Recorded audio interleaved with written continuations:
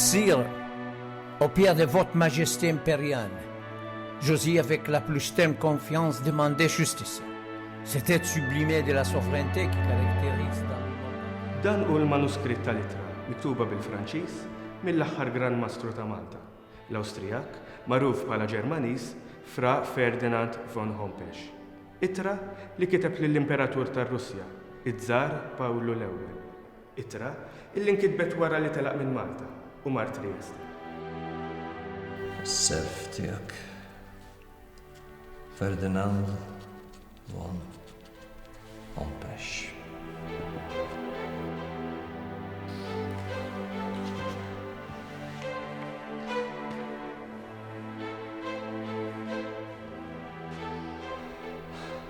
Sire, riġlejn il-Majestà Imperjali nazzarda l-ikbar konfidenza.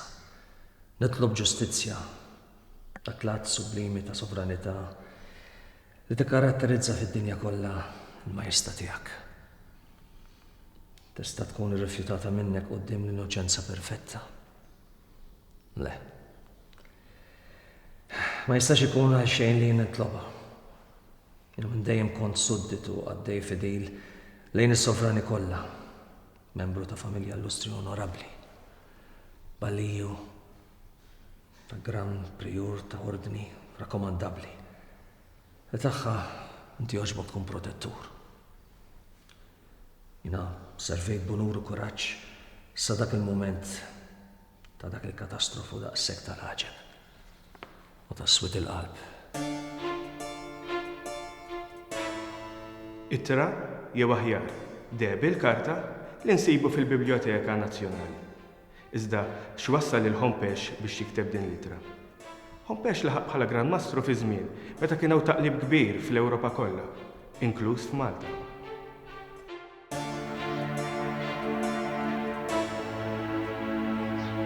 Wara r-Rivoluzzjoni Franċiża beda jsir tibdil li wassal ukoll għal tibdil fl-Ordni ta' Malta. Dak iż-żmien l-Ordni kien taħt il-protettorat taż-Żar tar-Russja, il-Majestà Imperjali tiegħu Pawlu l-Ewwel. Iż-Żar kien iħares lej ir-Rivoluzzjoni Franċiża bħala teddida kbira għar-reliġjon. It-tmexxija l-ġdida Franċiża kienet ikkonfiskat il-proprjetà kollha li kellha l-Ordni ġewwa Franza. Ġara li bosta slaten fl-Ewropa bdew jitħajru minn Franza u bdew jintaxxaw id-dħul finanzjarju li kien jagħmel l-Ordni ġewwa pajjiżhom. Dan wassal għal sitwazzjoni finanzjarja diżastruża.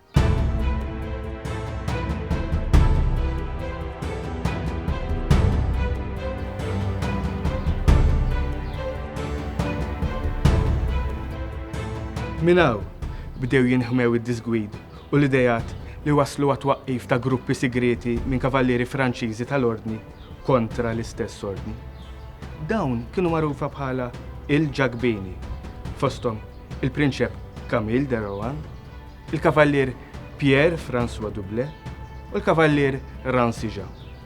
Saħansitra jingħad li Ferdinand von Hompesch stess kien jissimpatizza ma' Franza qabel ma dan sar Gran Mastru. Jekk iridu li jsiru l-avvanzi meħtieġa, l-unika triq hija dik li Malta ssir bidla radikali fit-tmexxija. Prinċep de Rohan, kulħadd jaf li l-Ordni għamlet żmienha hawn f'dawn il-Gżejjer. U d-dejn tal-Ordni qed dejjem jikber. L-Ordni stess hija midjuna bil-kbir mal-poplu Malti. Aħna ninsabu kontinwament f'kuntatt ma' Franza. Ħbiebna fi Franza jafu sew illi dħul finanzjarju tal-Ordni f'Malta ix-xotta kważi għal kollox. Jiena li jinkwetani huwa li Ferdinand von Hompesch sar il-Gran Mastru tal-Ordni.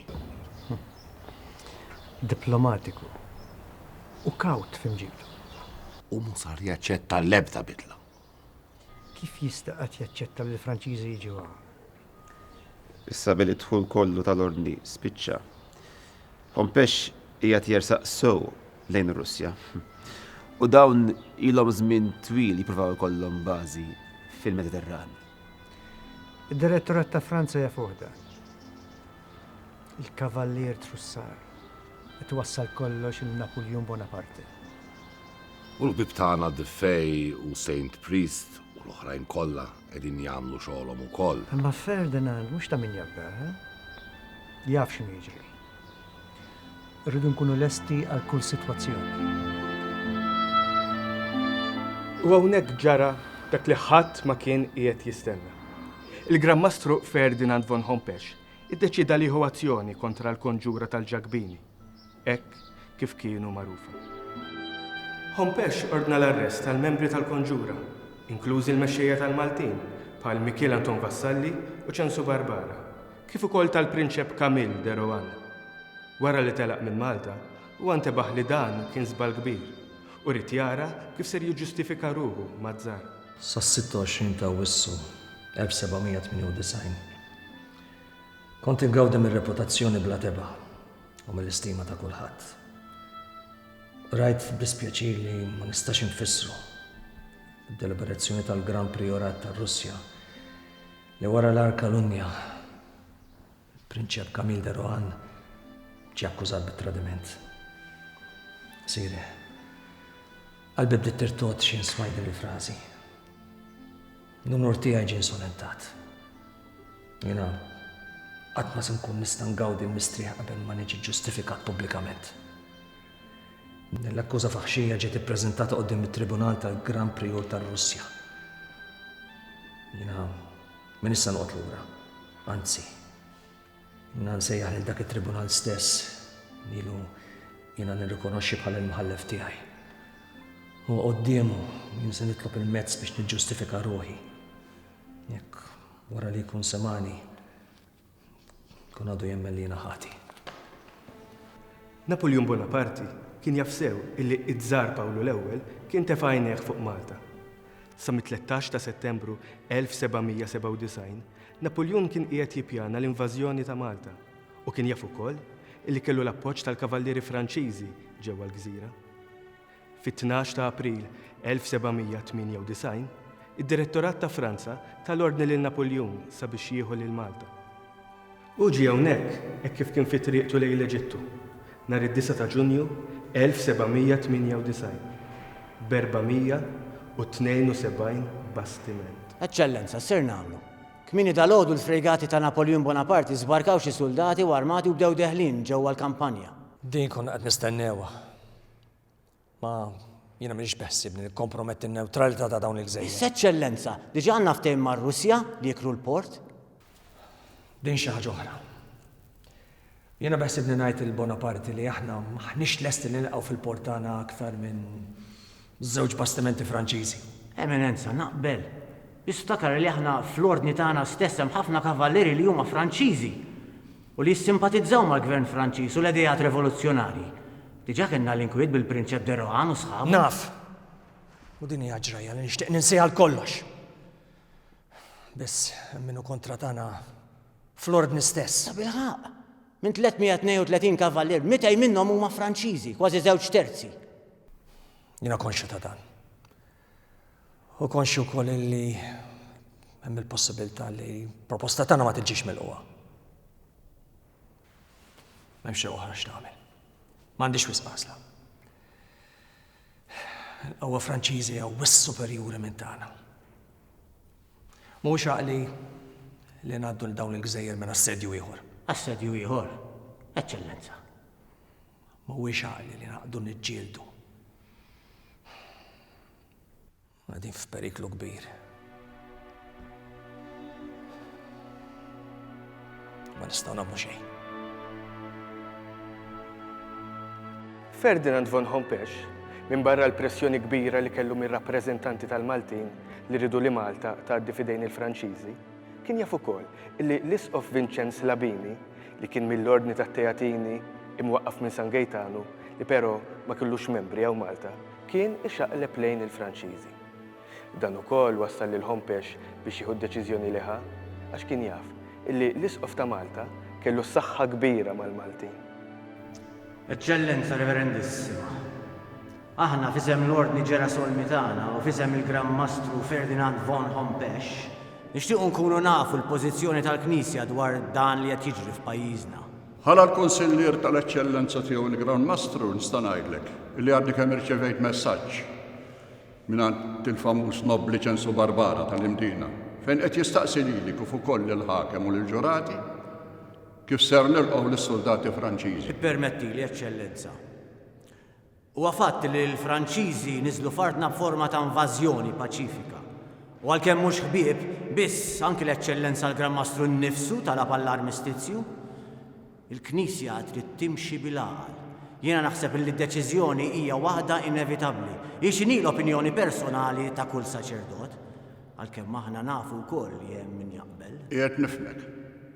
U naqbel miegħek perfettament. Iżda rridu nassiguraw ruħna li r-reliġjon, il-ħelsien u l-ġid tal-poplu tagħna ikunu meqjuma. U s-sigurtà tal-istituzzjonijiet pubbliċi ikunu garantiti illi ma jiġux mimsusa. Labini kien attent. U għalhekk għamel mossa biex jintoġob mal-Franċiżi u wasal biex stieden il-kmant u l-uffiċjali ġewwa l-palazz tiegħu l-Imdina. U hemmhekk trattom tal-aqwa ħbieb.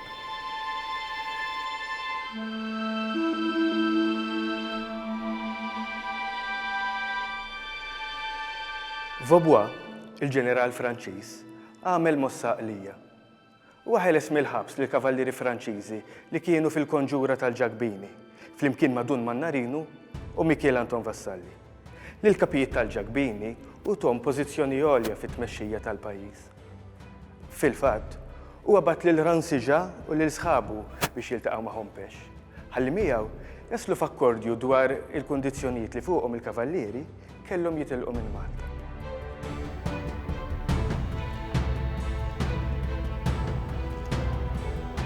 Eccellenza, ir-Repubblika Franċiża permezz ta' Napoleon Bonaparte apprezzat ferm il-ġestijek.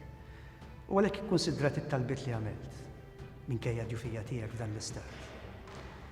Naturalment dak kollu li se ngħidlek jiġi attwat bil-patt u l-kundizzjoni illi l-Ordni Kavallereska tagħkom iċċedi kull manda f'Malta lir-Repubblika ta' Franza. Biss wieħed irid jiftakar li l-Ordni ilha tmexxi lil Malta għal aktar minn 250 sena. U dan ifisser ħafna. Dan nafuha. U nafu x'inhu d-dmir tagħna. Bħala kumpens għal dan, int, Ferdinand von Hompex, bħala Grammastru ta' din l-Ordni u b'turija ta' rida tajba, se tingħata pensjoni ta' 300,000 frank fis-sena. Il-kavallieri ta' nazzjonalità Franċiża li jinsabu f'Malta se jingħataw pensjoni ta' 700 frank fis-sena li tiżdied għal 1000 frank għal dawk li għandhom il-fuq minn 60 sena. Minn barra dan, ir-Repubblika Franċiża ser tagħmel ħilita kollha biex tikseb mingħand is-setat kollha tal-Ewropa, il-ħarsin tal-ġid u l-jeddijiet tal-kavallieri fi stati oħra. Il-kavallieri jistgħu jżommu l-ġid li għandhom f'Malta u l-liġijiet li ddaħlu fi żmien il-gvern immexxi mill-ordni tagħkom ser jibqgħu fis-seħħ. Dan huwa li talabni wassallek Napoleon Bonaparte. Kif tilqa' din l-aħbar? Minkejja li nagħmel dan b'afsa ta' qalb, għat-telfa li qegħdin inġarbu.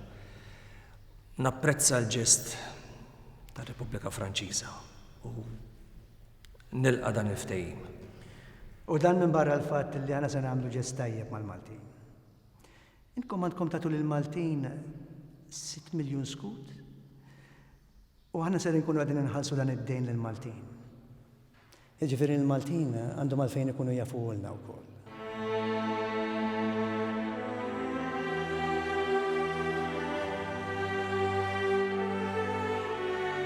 Fi 17 ta' Ġunju 1798, il-Grammastru Hompex telaq minn Malta, akkumpanjat minn ftit ajjutanti u xi kavallieri.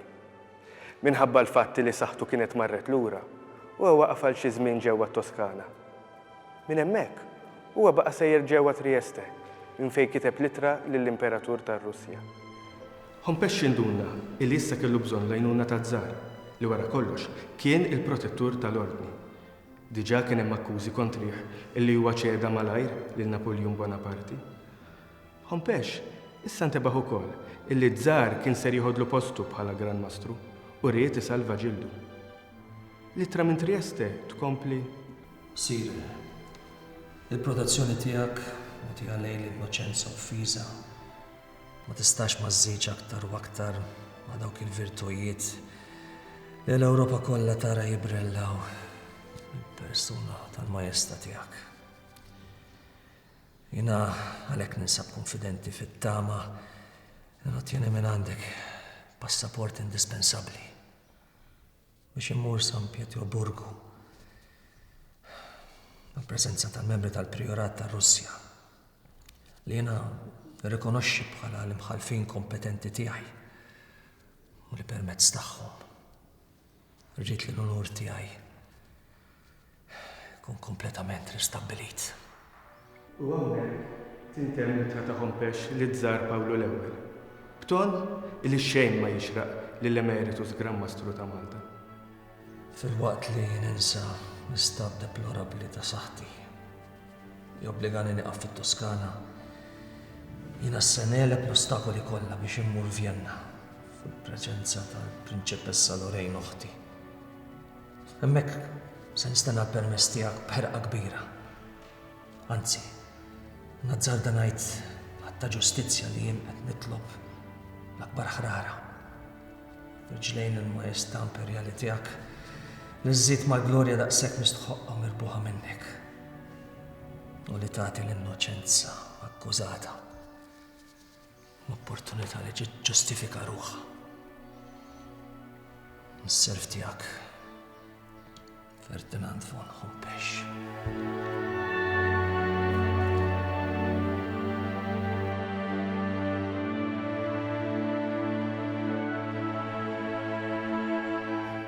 Ferdinand von Hompex, l-aħħar Gran Mastru ta' Malta. Meqjus bħala diplomatiku, iżda li ħafna jaħsbu li bih lil Malta. Huwa kien jafsew illi l-ġagbini kienu ittew it-triq għall-Franċiżi flimkien mal-Maltin. Fil-fatt, huwa qatt ma tal-ordni lis-soldati tiegħu sabiex iħejju għad-difiża tal-Gżira għax kien jaf li dan kien ħajkun għal xejn. Huwa qatt ma seta' jieħodha kontra s-saħħa militari enormi ta' Napoleon Bonaparte. Biss Hompex kien Gran Mastru għaqli, jew Gran Mastru qalbini li kellu l-ħila jħares li l-ġejjini li xejn ma seta' jkun ta' fejda.